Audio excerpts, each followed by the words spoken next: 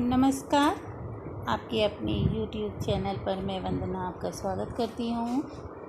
पिछले वीडियो में हम लोगों ने प्रतिभाशाली बालकों का पहचान करी थी, उनके बारे में जाना था कि कैसे बालक होते हैं, परिभाषाएं जानी थी। इस वीडियो में हम लोग देखेंगे कि ऐसे बालकों की शिक्षा की व्यवस्था किस प्रकार की जाए। प्रतिभाशाली बालकों की शिक्षा भी अलग प्रकार से होना आवश्यक है, क्योंकि जिस प्रकार से सामान्य बालक जो हैं उनसे ये अलग होते हैं, इसलिए सामान्य बालकों के साथ इनकी शिक्षा का प्रबंध किस प्रकार किया जाए, इसके बारे में हम लोग यहाँ अध्ययन करेंगे।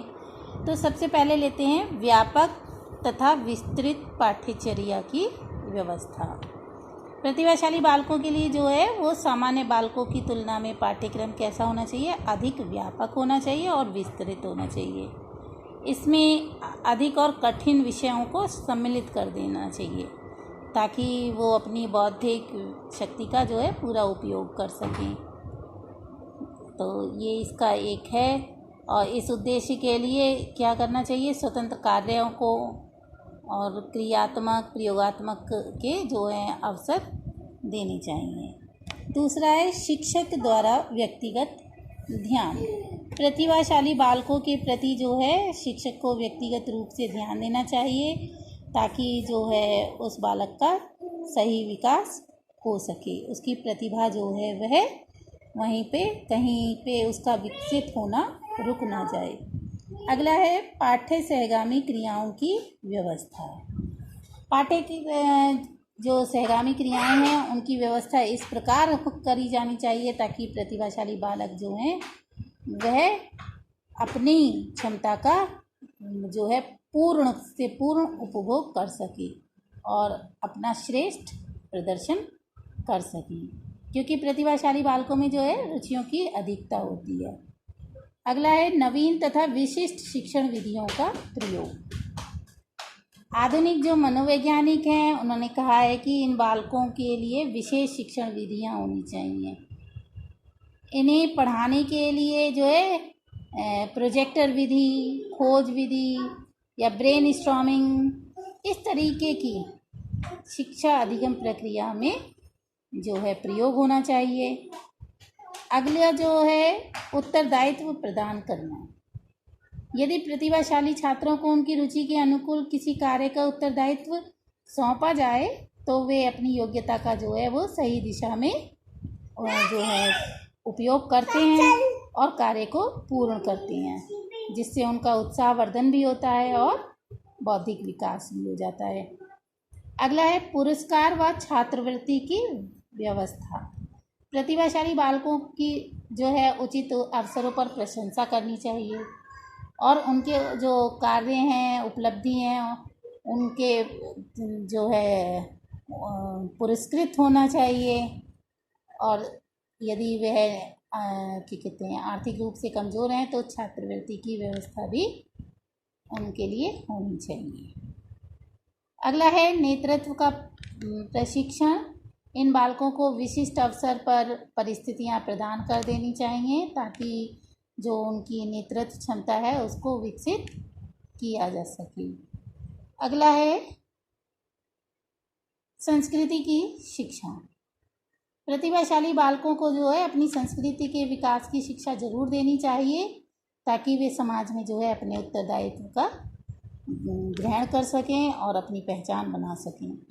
एक किताब है A survey of the education of gifted child, जिसे हैविगस ने लिखा है। इसमें इन्होंने प्रतिभाशाली बालकों के लिए जो भी पहचान है इस तरीके की इन्होंने इसमें बहुत अच्छा सा वर्णन किया है। प्रतिभावान बालकों हेतु जो विशिष्ट क्रियाएं या कार्यक्रम शिक्षक चला सकता है, उसमें मैं यहाँ पर 3 विशिष्ट कार्यक्रमों का जिक्र अवश्य करूँगी जिनके अर्थ को आपको जानना बहुत आवश्यक है। और ये जो हैं 3 कार्यक्रम कौन कौन से हैं उनको देखते हैं। पहला है गतिवर्धन यानी एक्सीलरेशन। प्रतिभाशाली बालक के लिए ये एक ऐसा कार्यक्रम है जिससे उनको जो है उनकी क्षमता का, उनकी प्रतिभा का विकास जो है एक गति मिलती है उसको और एक दिशा मिलती है। और अर्थ में देखें तो गतिवर्धन का जो तात्पर्य है, अर्थ है, वो है कि बालक का एक अनुदेशन स्तर से दूसरे अनुदेशन स्तर की ओर सामान्य बालकों की अपेक्षाकृत कम समय में जाना।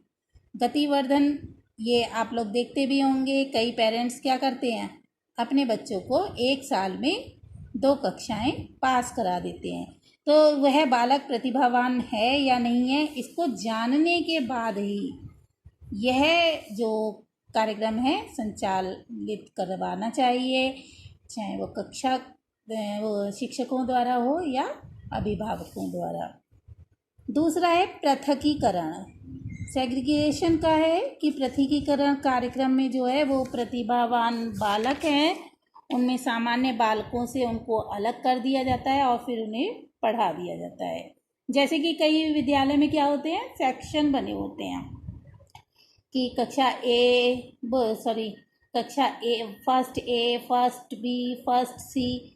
तो वो लोग क्या करते हैं कि जो थोड़े अच्छे बच्चे होते हैं उनको ग्रेड, उनको पता होता है कि वह किस सेक्शन में बच्चा जो है उसको बिलोंग करता है और उसको उस सेक्शन में उसको डाल देते हैं, यानी उनकी योग्यताओं के अनुसार सेक्शन बना लेते हैं। अगला है संपन्नीकरण। इस कार्यक्रम में क्या होता है कि प्रतिभावान बालक है उस पाठ्यक्रम को जिसे सामान्य बालक पढ़ता है अधिक विस्तृत पढ़ता है और गूढ़ रूप से उसमें अध्ययन करता है, यानी बहुत ज़्यादा उसको डीपली पढ़ता है। देखा जाए तो ये जो तीनों कार्यक्रम मैंने जिनका जिक्र किया है, संपन्नीकरण हो, पृथकीकरण हो या गतिवर्धन हो, इन तीनों विधियों में कुछ अच्छाइयाँ हैं और कुछ बुराइयाँ भी हैं।